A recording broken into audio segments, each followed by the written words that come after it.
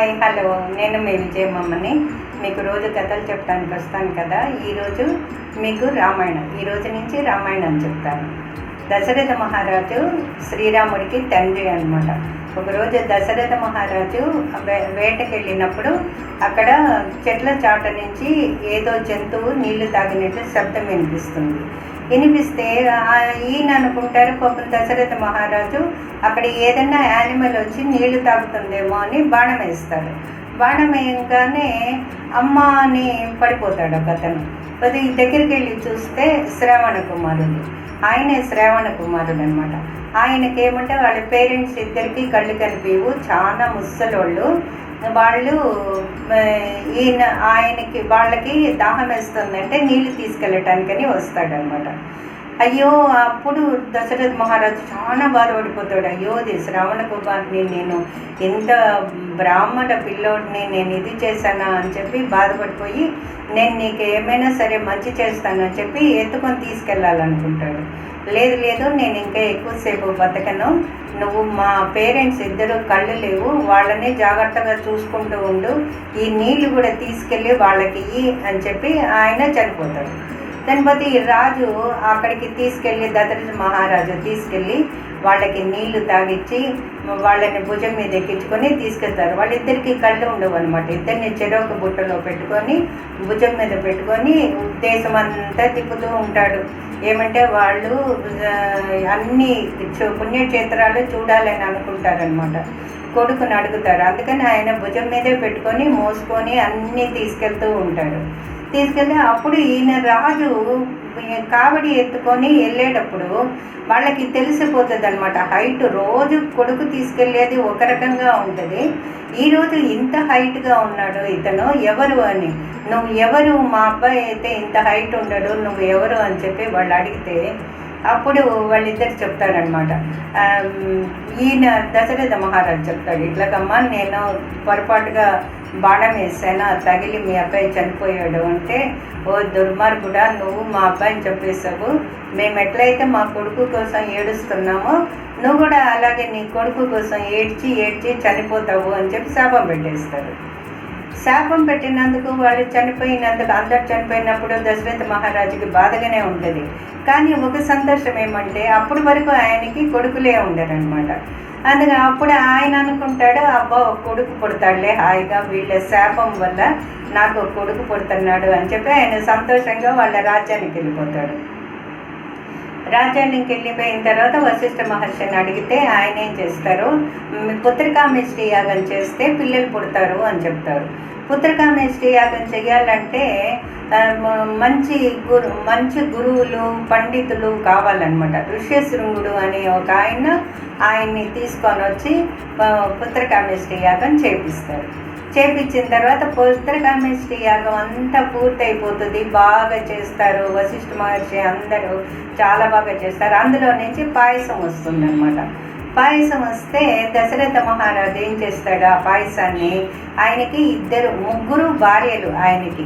అయితే ఏమంటే కౌసల్య, కైకేయి రాజు కుమార్తెలు. ఈ సుమిత్ర అనే ఆమె రాజకుమార్తె కాదనమాట, ఆమె వేరే ఆమె. అయితే అందుకని ఆయన ఏం చేస్తాడు, ఈ వచ్చిన హవన్లో నుంచి వచ్చిన పాయసాన్ని ఇద్దరికి సమానంగా ఇస్తాడు. కౌసల్యకిను కైకేయికి ఇద్దరికి సమానంగా ఇస్తాడు. వాళ్ళిద్దరూ సుమిత్రకి కైకేయి సగం ఇస్తుంది, ఈమె కౌసల్య కూడా సగం పాయసం ఇస్తుంది. అందుకని సుమిత్రకి ఇద్దరు కొడుకులు పుడతారు. లక్ష్మణుడు, శత్రుఘ్నుడు ఇద్దరు పుడతారు. కౌసల్యకి ఏమంటే శ్రీరాముడు పుడతాడు, కైకేయికి భరతుడు పుడతాడు. అందరికీ రాముడు అంటేనే ఇష్టం.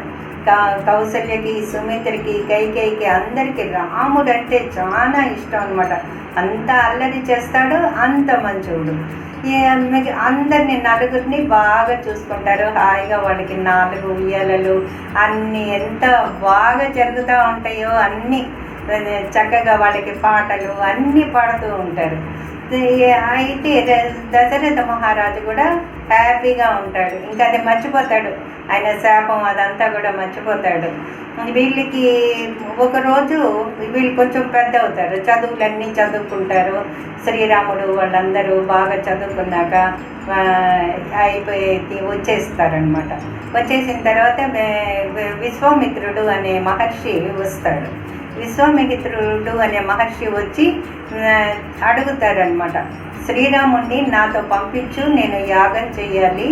ఎంత యాగం చేస్తుంటే రాక్షసులందరూ దాంట్లో ఆ హవన్లో అన్నీ వేసేస్తున్నారు, అందువల్ల నాకు కాపలాగా నేను శ్రీరాముడు కావాలంటే, అయ్యయ్యో శ్రీరాముడు లక్ష్మణుడు వాళ్ళందరూ చిన్న పిల్లలు, వాళ్ళు ఇప్పుడే చదువు పూర్తి చేసుకొని వచ్చారు, ఇప్పుడే నేను కావాలంటే వస్తాను, నీకు ఎంత సైన్యాన్ని పంపిస్తాను, నేను ఎంతైనా నీతో వచ్చేస్తాను అని చెప్పారు. చెప్పిన తర్వాత వీళ్ళు విశ్వామిత్రుడికి అసలు ఆయనకి ముక్కు మీదే కోపం ఉంటుంది అనమాట. విశ్వామిత్రుడికి ఆయన దశరథ మహారాజు అంటాడు, నువ్వు ఏంటి ఇంత ఇట్లా చేస్తున్నావు, మీ వంశం వాళ్ళందరూ సత్యహరిశ్చంద్రుడు అలాంటి వాళ్ళందరూ మీ వంశంలో వాళ్ళే కదా, శివ చక్రవర్తి వీళ్ళందరూ, అటువంటి వాళ్ళని ఆడిన మాట కోసం ఎంతో నిలబడి ఉన్నారు, అటువంటిది నువ్వెందుకు ఇట్లా చేస్తావు అని చెప్పి ఆయన కోపం చేసుకుంటారు. కోపం చేసుకుంటే విశ్వామిత్రుడు కనుక కోపం చేసుకుంటే ఇంకా రాజ్యాలన్నీ భస్మం అయిపోతాయి అన్నమాట. భస్మం అయిపోతే ఇంకా ఎవరు కాపలా ఇది చేస్తారు, మళ్ళీ ఎవరు దాన్ని ఇది చేయలేరు, విశ్వామిత్రుడు కోపం వస్తాయి. అందుకని మళ్ళీ దశరథ మహారాజు వశిష్ఠ మహర్షి చెప్తాడనమాట, నువ్వు విశ్వామిత్రుడితో పంపించు శ్రీరాముణ్ణి లక్ష్మణుణ్ణి, వాళ్ళని కళ్యాణానికి పంపించినట్టుగా పంపించు, నువ్వు యుద్ధానికి పంపించినట్టు పంపించొద్దు, వాళ్ళు అన్నీ మంచి చేసుకొని వస్తారు, కళ్యాణం వస్తూ అని దీవించి పంపించు అని చెప్పి వాళ్ళు వశిష్ఠ మహర్షి చెప్తారు. అప్పటికి కొంచెం దశరథ మహారాజుకి కొంచెం ధైర్యం వస్తుంది అనమాట. ధైర్యం వచ్చిన తర్వాత రాముణ్ణి లక్ష్మణుణ్ణి ఇద్దరిని విశ్వామిత్రుడితో పంపించేస్తాడు. విశ్వామిత్రుడు మహాబల అనే 2 విద్యలు వాళ్ళకి నేర్పిస్తాడు. అంటే వాళ్ళు ఎన్ని రోజులున్నా వాళ్ళకి ఆకలేదు, వాళ్ళు కట్టుకున్న బట్టలు కూడా మాయవు, ఎంత పవర్ఫుల్ అయిపోతారు. రాముడు లక్ష్మణుడు ఇద్దరు చాలా పవర్ఫుల్ ఉన్నారు. విశ్వామిత్రుడికి వచ్చిన విలువిద్యలన్నీ నేర్పించేస్తారు వీళ్ళకి. అది ఇంకా చాలా విద్యలు, అన్ని శ్లోకాలు, చదువులు, అసలు ఇంకా ఎక్కడ ఈ ప్రపంచం మీద ఇంకా ఎక్కడ ఏమి నేర్చుకునేదే ఉండదన్నమాట. అంత బాగా వాళ్ళకి ఆయన విశ్వామిత్రుడు వాళ్ళకి అన్నీ నేర్పిస్తాడు. ఆయన ఆయన పొద్దున్నే శ్రీరాముని లేపాలంటే కూడా కౌసల్య సుప్రజా రామ పూర్వ సంధ్యా ప్రవర్తతే ఉత్తిష్ట నరసాధూల కర్తవ్యం దైవమాన్నికం అని ఆయన్ని నిద్ర లేపుతాడు. విశ్వామిత్రుడు వాళ్ళకి శ్రీరాముడికి లక్ష్మణుడికి మంచి మహాబలవర అనే మంచి విద్యలన్నీ నేర్పిస్తాడు అనమాట. చాలా నేర్పిస్తాడు. ఆయనకి ఎన్నో విలువిద్యలు వచ్చు. ఆయన రాజు కూడా విశ్వామిత్రుడు ఒక ఋషే కాదు, ఆయన రాజు కూడా రాజవంశంలో పుట్టిన అతను అన్నమాట. ఆయనకి ఇటు విలువిద్యలు తెలుసు, ఇంకా చాలా మంత్రాలన్నీ తెలుసు. ఆయనకు వచ్చిన మంత్రశక్తి మొత్తం రాముడికి లక్ష్మణుడికి నేర్పించేస్తాడు.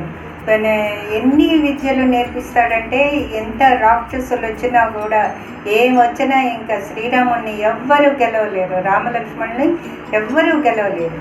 ఇంకా చాలా రామాయణం చాలా చెప్పాలి. రామాయణం మనం ఇంకా రోజు రామాయణమే చెప్పుకుంటాము.